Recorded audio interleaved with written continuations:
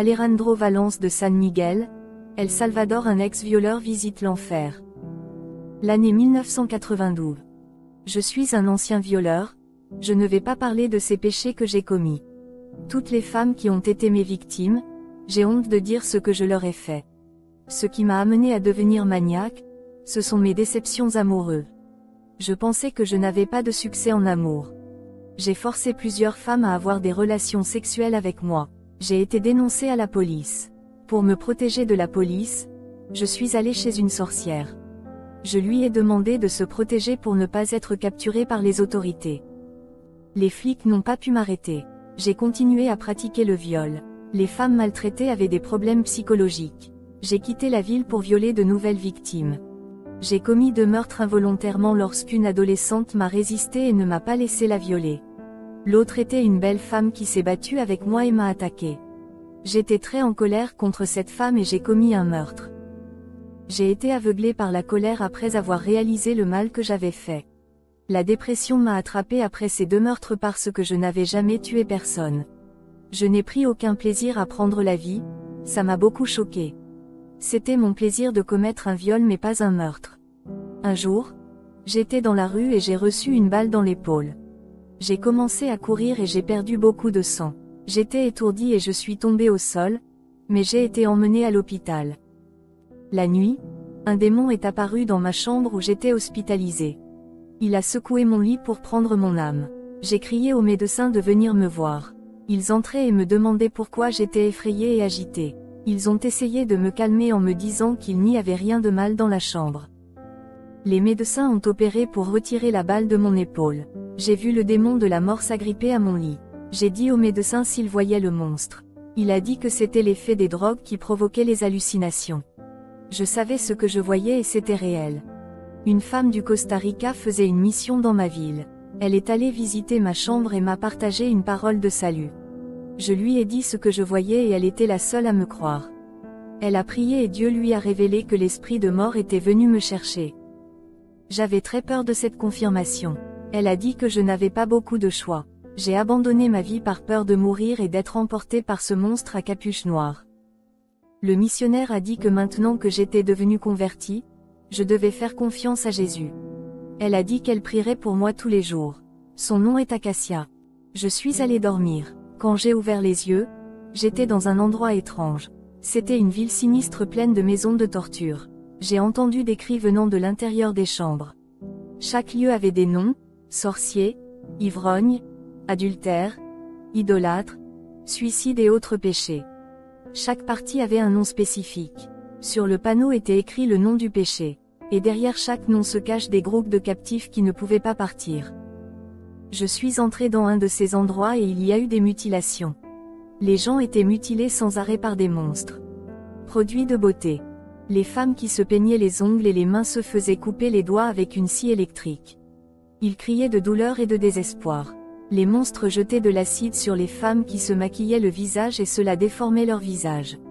Ceux qui faisaient les sourcils et peignaient les yeux, les monstres leur arrachaient les yeux, seuls des trous pouvaient être vus dans les yeux. D'autres monstres ont tranché les lèvres de la femme avec un couteau. Toutes ces femmes adoraient porter du rouge à lèvres et du maquillage. Les femmes qui se peignaient les cheveux étaient chauves. Les monstres ont arraché tous les cheveux de ces femmes. J'ai demandé à l'un de ces monstres quel était cet endroit. Le monstre a dit que c'était l'enfer. Quand il a dit cela, j'ai réalisé que les monstres étaient des démons et j'ai su que j'étais mort. Je pensais que c'était un endroit étrange, mais quand j'ai découvert que c'était l'enfer, j'étais sûre d'être mort. La prostitution. Je suis allée dans un endroit où il y a des prostituées. À cet endroit, il y a 3 types de prostituées. Celles des films pornographiques, celles qui travaillaient dans les boîtes de nuit et celles qui ne demandaient pas d'argent et n'étaient pas des prostituées professionnelles. Ces gens étaient des gens normaux qui avaient eu des relations sexuelles avant le mariage. Mais devant cet endroit est écrit un nom qui parle de dépravation sexuelle. Il y a des gens qui pratiquent toutes sortes d'abominations sexuelles, y compris ceux qui utilisent des objets érotiques pour avoir des relations sexuelles. Des hommes et des femmes ayant plusieurs partenaires sexuels étaient présents. J'ai vu des chrétiens dans cette vallée des dépravés. Ces femmes étaient tourmentées dans leur partie génitale par les serpents diaboliques. Nostradamus. J'ai continué à marcher et j'ai vu l'astrologue Nostradamus faire ses prédictions. Il m'a demandé de le sortir de là. Baba Vanga Vangelia Dimitrova. J'ai aussi vu la voyante et guérisseuse Baba Vanga Vangelia Dimitrova, qui m'a demandé de l'aide pour la faire sortir. Télé-évangéliste. J'ai vu en enfer des pasteurs célèbres qui avaient des programmes à la télévision. Ils étaient ridiculisés en enfer et étaient appelés des stars des programmes. Je suis allé à l'endroit où le monde tournait autour d'eux. Ils ne se souciaient de personne, ils se concentraient uniquement sur leur bien-être. Faux chrétiens. Ces chrétiens égoïstes sont en enfer. D'autres groupes de chrétiens vont en enfer parce qu'ils n'ont jamais confessé leurs erreurs.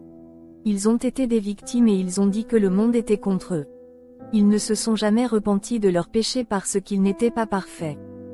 D'autres classes de chrétiens sont en enfer parce qu'elles ont causé de la souffrance aux gens. Ils ont été blessés par des propos offensants. J'ai vu des chrétiens qui étaient heureux de faire souffrir beaucoup et qui se sentent toujours heureux de le faire. J'ai vu des chrétiens en enfer qui s'affligeaient du bonheur des autres. Voir quelqu'un heureux les troublait, leur cœur était mauvais. Ils étaient paniqués et voulaient s'échapper de cet endroit, pour trouver une porte vers la terre. Les démons ne m'ont pas touché grâce à la prière du missionnaire qui a intercédé pour moi sur terre. Victime de meurtre. J'ai continué à marcher jusqu'à me rapprocher de l'adolescente que j'avais tuée. Elle m'a regardé avec une grande haine et m'a dit, « À cause de toi, je suis dans cet endroit, je rêvais d'aller à l'université et de me marier, tu as détruit ma vie pour toujours. » Un démon a amené une autre belle femme que j'avais tuée. Elle m'a aussi regardé avec beaucoup de haine et m'a dit, « J'avais un mari et j'étais heureux, tu as brisé mes rêves. J'étais la fille unique et mes parents souffrent à cause de toi, ils m'aiment, je n'ai pas eu le temps de donner ma vie à Jésus, à cause de toi, je resterai dans cet endroit pour toujours. » Cela m'a brisé le cœur. Je pensais que ces deux jeunes femmes que j'avais tuées avaient cessé d'exister. Je n'ai jamais pensé qu'en plus de se suicider, ils souffraient en enfer. Jeux olympiques. Puis un grand écran de télévision est apparu devant moi. Sur ce grand écran, j'ai vu la principauté de tous les sports des Jeux olympiques. Les Jeux olympiques sont un événement tellement important avec le culte de cette principauté lorsque l'on allume les torches olympiques. Ils font des rituels et des offrandes olympiques pour ce démon. Soudain, j'ai vu des films, des feuilletons, des dessins animés, des journaux et des feuilletons à la télévision de l'enfer et ils ont également été diffusés simultanément à la télévision sur Terre. Une force m'a sorti de l'enfer et m'a conduit à l'hôpital. Je me suis réveillé et les médecins ont dit que j'étais faible parce que j'avais perdu beaucoup de sang lors de l'opération et j'ai eu un arrêt cardiaque qui m'a laissé sans vie pendant un certain temps. La missionnaire est venue me rendre visite et elle a prié et jeûné pour que je ne meure pas. Elle a dit que le Saint-Esprit avait révélé que j'étais en enfer, alors elle n'a pas arrêté de prier pour ma vie. Le diable ne voulait pas que je parle de mon expérience. Lorsque je me suis remis de cette balle, j'ai été arrêté et reconnu coupable de viol. Le missionnaire a prié Dieu et a dit que j'étais son futur mari. Elle attendait que je quitte l'hôpital pour faire le travail ensemble. Satan a essayé de paralyser l'œuvre de Dieu dans ma vie. Dieu avait pardonné mes péchés, mais j'avais une dette envers la justice de la terre. J'étais recherché par la police et j'ai dû payer pour mes péchés. J'étais piégé, mais ma bouche continuait à prêcher l'évangile dans la prison. C'était un endroit difficile à évangéliser car personne ne veut y aller, rares sont ceux qui font ce travail. J'ai été élevé comme gardien de Dieu dans cette prison pour porter l'évangile. Dieu a permis que mon arrestation gagne ces âmes oubliées de l'Église. Je me suis souvenu de l'apôtre Paul, qui prêchait lorsqu'il était en prison. J'ai prêché l'évangile et gagné de nombreuses âmes en prison. Je connaissais le besoin de prédicateurs dans cet endroit et j'y ai formé plusieurs groupes d'évangélisation. Une petite communauté est née au sein de chaque cellule et étage de la prison. J'y ai fondé une église parce que je savais que j'aurais été piégé pendant longtemps. Je pensais que j'allais mourir sans voir la liberté. Une chose dont j'étais sûre, si je mourais, je serais au paradis, libre de cette prison. Un démon est apparu à l'intérieur de la cellule et m'a menacé en me disant que si je n'arrêtais pas de prêcher l'évangile, je ne la quitterais jamais et il m'a dit que je serais tué par un prisonnier qui lui appartenait dans ma cellule. J'ai été emprisonné pendant 15 ans, période pendant laquelle j'ai reçu des visites de missionnaires et d'églises. J'ai été libéré et j'ai ouvert une église pour faire le travail.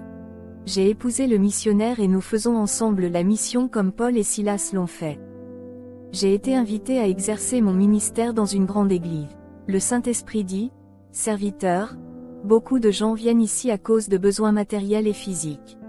Il y a des gens malades, au chômage et pleins de dettes. Ils recherchent des miracles et une solution à leur vie temporaire. Personne n'est là, cherchant le salut de leur âme. Ils ne veulent pas chercher ce qui ne semble pas important et qui est incorruptible. Les pauvres vont à l'église à cause de leurs souffrances financières et ceux qui ont trop de richesses matérielles y vont à cause de leur vie malheureuse et déprimée. Personne ne vient à moi dans ce lieu pour abandonner sa vie et naître de nouveau. Le confort de ce monde a éloigné le peuple de Dieu et l'a éloigné de moi. Tous ceux qui entendent ce témoignage, qu'avez-vous fait à votre époque? Il y a du temps pour travailler, faire du tourisme, voyager, écouter de la musique, suivre des cours, aller à l'université et aller à l'école. Mais nous n'avons pas le temps de prier, de louer et de lire la parole de Dieu. Ce n'est pas seulement dans l'église qu'il faut prier Dieu. Les maisons doivent être un lieu de culte et d'intimité avec Dieu. Les chrétiens de ce siècle ne peuvent pas consacrer du temps à Jésus. Ce petit temps de 2 heures qui pourrait être accordé à Jésus est toujours remplacé par d'autres choses sans aucune importance. Engagement. Jésus n'a jamais quitté l'Église, mais la nouvelle s'est éloignée de lui. Bien que l'Église rompe l'alliance, Jésus est prêt à leur pardonner, à les accepter à nouveau et à purifier leurs péchés. Le Saint-Esprit a quitté ceux qui ont rompu l'alliance de sainteté avec Jésus. Satan en a profité et sème le désordre au sein du peuple de Dieu. Les démons opèrent au milieu de l'Église à cause de la rupture de l'alliance. Jésus a ordonné de parler à ceux qui ne se sont pas corrompus, il protégera des attaques du diable.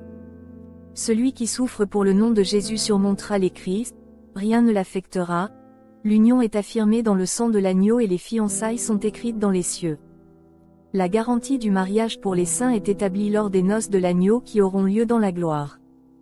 Télévision. Jésus a dit que la télévision est l'une de ces choses responsables de la séparation entre lui et l'Église. Ce système pervers de réseau technologique a détruit le mariage de la femme avec son mari ainsi que les fiançailles de Jésus et de l'Église. C'était le dernier message qu'il m'a demandé de parler. Tous les auditeurs, Amen, sont dans la paix de Dieu.